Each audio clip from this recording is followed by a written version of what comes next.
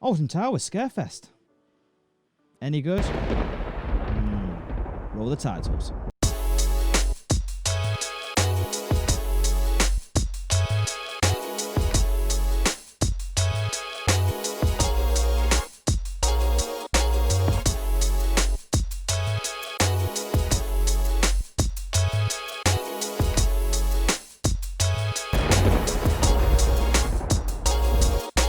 Okay, me and Lewis did Scarefest for the very first time this weekend. I had problems at the start of trying to get my tickets. However, though, Alton Towers did sort me out. However, though, I wasn't that impressed. First off, we started off by booking 3 mazes in a bundle. It came up to £17.60, then added an extra £6 on top of the £17 for Darkest Depth, which I just don't understand why they just didn't incorporate them both together. I have no idea.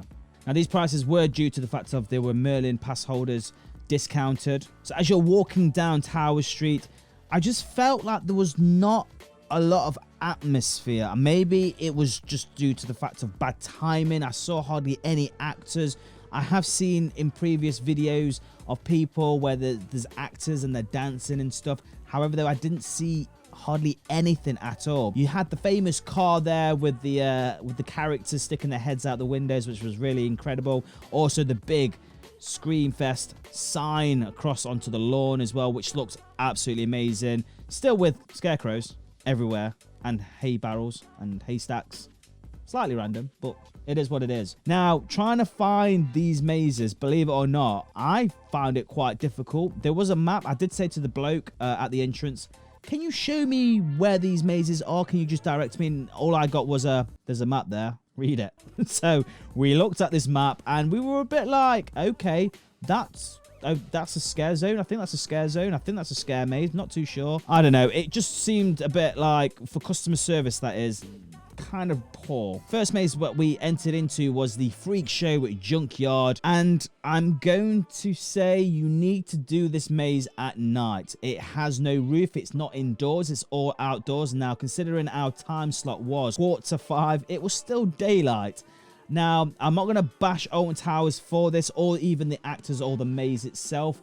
It was just a bit, I could see everything. There was hardly any scares at all, because we could see someone running around the corner, or we could see where they're supposed to come out, and it just kind of spoiled it. So I wish that we went there at night time, maybe the last maze, especially probably about 6:30 as the sun was setting down. Now, it was quite funny actually, because we got to the queue line of the maze from the Freak Show, and they told us to go, I don't know, a few yards down and then get our ticket scanned to someone was going to take us back to where we originally were going to go into the maze. It was slightly confusing of why they just didn't scan my ticket while I was there.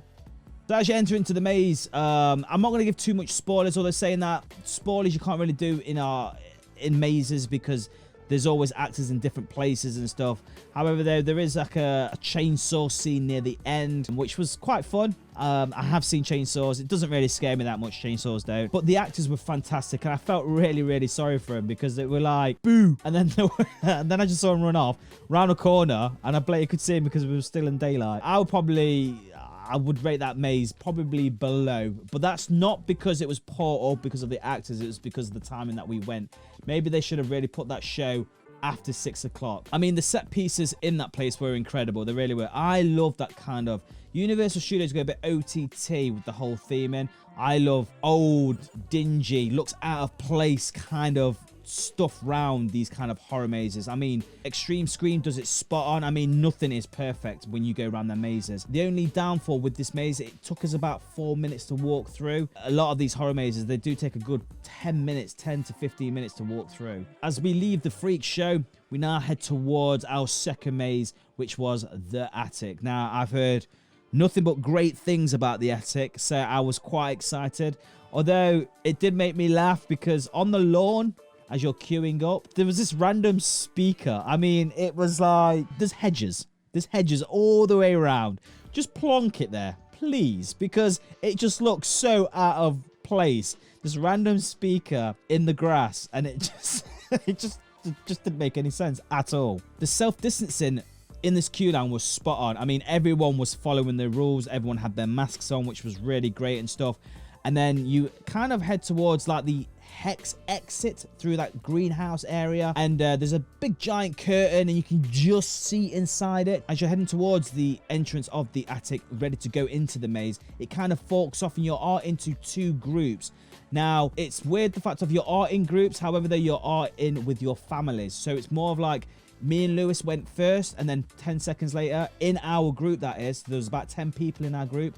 Then the second family went in, and then the third family went in, and that's how it kind of went all the way through. Now, I do like the fact of when you're in there, I mean, the smell pods are incredible, the theming was amazing, and the lighting was spot on. Now, instead of kind of chevrons or spots, they had carpets, and they told you to stand on that carpet, which I thought was a really nice touch. Although it did make me laugh, though, because when he said, can you stand on the carpet, I just wanted to turn around and go, but I'm not Aladdin. Now, the only thing that I have with this, there was a storyline. I couldn't hear anything the man was saying because he had his mask on. Now, maybe if he had a microphone, maybe it would have helped, but it was more of like Bane from Batman, like, that's what it kind of was like. So, I mean, walking around it, I think this was the longest maze that we went round.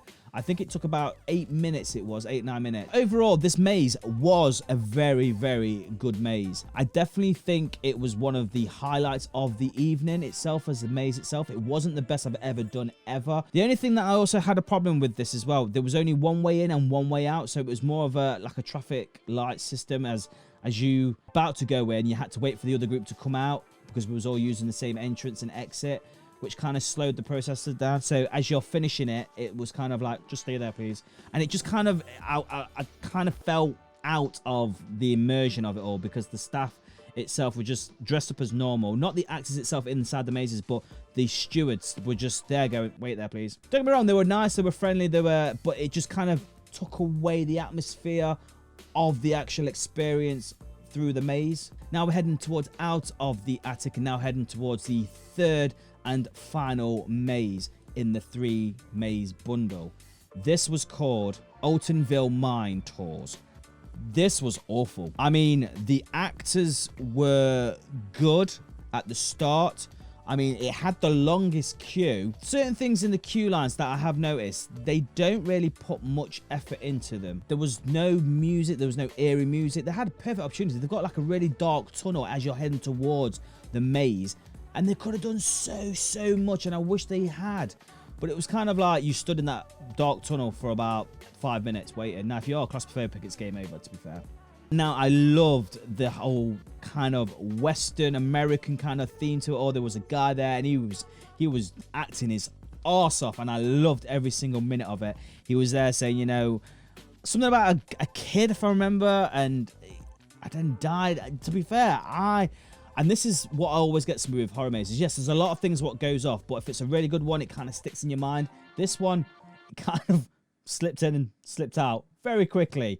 But for what I can remember, it had fantastic set pieces when you first walk in there. I mean, it's this whole like mine shaft kind of feel of it all.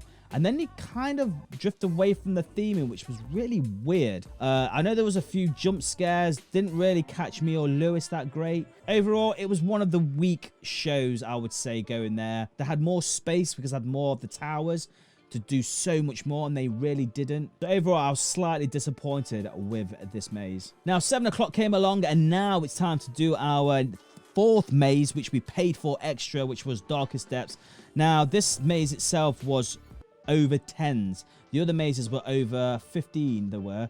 And this was the best one, hands down. I mean, you queue up this ridiculous, like, cattle pen queue line. There was just no need for it. But I suppose for busy days, you're going to need it. But for us, you could have easily opened up the barriers instead of we're walking up and down it. Ridiculous. It took us a lot longer to do that entire cattle pen than it did to do Freak Show maze, to be honest. So we're waiting outside the hut, ready to go inside this kind of fisherman hut it looked like. And the next minute, the door opens and there's a fisherman there, guy, and he was absolutely incredible. We had some absolute idiots in our group who were just constantly chatting, and he turned into character mode, and he kind of pretty much was like, shut up or get out. Don't spoil it for everyone. But in the actual acting theme of it all, which was brilliant. It didn't lose the immersion of it. So now we're inside the hut and there's lights flashing, there's smell pods going, and then all of a sudden he pulls away. This is a spoiler, by the way. He starts to pull away the string, and then the door starts to open into the secret passage on this boat. And I've gotta say, I felt like I wasn't in a room. I felt like I was on a boat. The sound was incredible. The set pieces were amazing. How they did it in such a small area. And I mean, the jump scares as well were fantastic. It was things like they were running towards you and then they were running away, and that whole like, follow me. And it was just brilliant. And they had this one particular scene in it where this woman was throwing up like she was seasick, and that particular area stunk of vomit. I mean, I was like, I need to get out of here. It stinks. Oh my gosh, it's awful. And then near the end, they had this. I to this day, I thought it was fake. Usually you can tell from an actor to a mannequin or a statue or something. You turn around and go, yeah, that's not real. By gosh, this weird octopus, I think it was an octopus or I don't know, it had claws or a crab or something, all of a sudden started to move with these big giant. Wow, amazing. Even I was like, oh, Jesus. Fantastic. Hats off to you guys. You did such an incredible job on that maze. Overall, the mazes lasted between 5 and 6 minutes, apart from the freak show, which lasts about 4 minutes. Just due to the fact I think we just walked around it like it was a local park, to be fair. And then we headed towards the gardens, which were incredible. In fact, that alone was amazing. It really was. I mean, the lights in it were so pretty. They had arches, and each arch, there must have been about 20 arches all the way down, and they all had lights all the way through it, and it was absolutely amazing. It was such a fantastic place to take photos, videos. It was such a really, really nice, although it just didn't kind of give the horror theme. It was kind of, it would be really nice if they just had that all the time. Now, the walk itself lasted for about a good 15 minutes as you're walking around it all, taking photos, taking shots, film shots and stuff. Although near the end, they did have like this random boat with like a, I don't know, it looked like a mannequin, to be fair, with a hood, and you had like sound effects and stuff. It was okay walking around it. In fact, it was really nice walking around it. Overall, my whole experience from the night, I'd even say the entertainment was absolutely terrible, to be fair. I'm not going to lie to you. I mean, they had some people on the stages. Now, and this is the thing, I'm not going to bash Alton Towers at all for this. I just felt so sorry for the actors and Alton Towers itself, because they can't help it. Everyone is on, you know, this whole coronavirus, got to wear a mask. We've got to stay 2 meters away or a meter apart. And it kind of, it's a whole different atmosphere. So I'm not here to slag Alton Towers off completely. In my eyes, I believe that they were going to go ahead with it. Then obviously cracked off in July, when it was like, oh my gosh, that's it. So they weren't going to do Scarefest, and then all of a sudden they thought, oh, we're okay to do it, and it just felt slightly rushed through the entire thing. Is it worth the money? Not really, to be fair. I think we spent something like 40 something quid on our tickets. I personally don't think it was worth it at all. I felt like it was a half-assed job, but it wasn't their fault. But we got charged like it was a normal time, which is not right really in my eyes. To be fair as well, we didn't really see much acts as well, or people running around in the scare zones. Maybe that's just because we weren't there at the right time. So I'm glad that I did Scarefest for the very first time at Alton Towers. Seeing some of the footage from Fright Nights, that looks a lot better. I mean, there's actors everywhere. They had a lot of spots, everything. There just wasn't enough atmosphere for me to go, wow, this is incredible for a horror night. It just didn't give me that wow factor. There was hardly any smoke, hardly. I mean, the lighting was nice and stuff, but the sounds and stuff like that just didn't work at all in my eyes. Now, would I go back to Scarefest? Absolutely. I want to do it kind of COVID-free, just to kind of get the full aspect of it all, because all I've heard so far is positive things about Scarefest, and I know that some people are a bit disappointed this year, which they're going to be, but you know, I'd like to go back next year just to kind of see what it's really like. So guys, yes, thank you so much for watching my review on Scarefest Alton Towers 2020. I do hope you enjoyed this video. Our next Scarefest will be at Fantasy Island in a few days. Can't wait. So make sure you do watch out for that video. Don't forget you can follow us on our social medias on Instagram and Facebook. And if you are new to this channel, make sure you do subscribe and hit that bell icon every time we upload a new video. You will be notified. Also, we'd like to have a discussion, so make sure you do check us out on our Discord at CoasterDan. Guys, thank you once again for watching and happy riding. Take care. Bye-bye.